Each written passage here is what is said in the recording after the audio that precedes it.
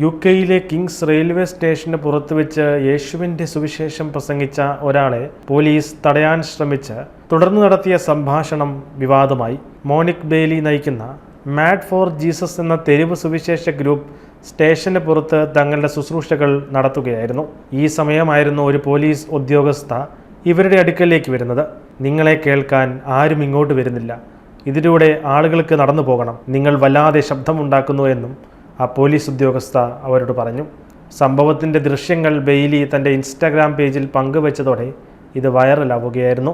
അനുമതിയില്ലാതെ മെഗാഫോൺ ഉപയോഗിച്ചതിനെ ഉദ്യോഗസ്ഥ തടഞ്ഞതാണെന്ന വിശദീകരണവുമായി പോലീസ് എത്തിയെങ്കിലും സംഭവത്തിൻ്റെ ദൃശ്യങ്ങളിൽ അവർ അതേക്കുറിച്ച് പരാമർശിച്ചിട്ട് പോലുമില്ലായിരുന്നു.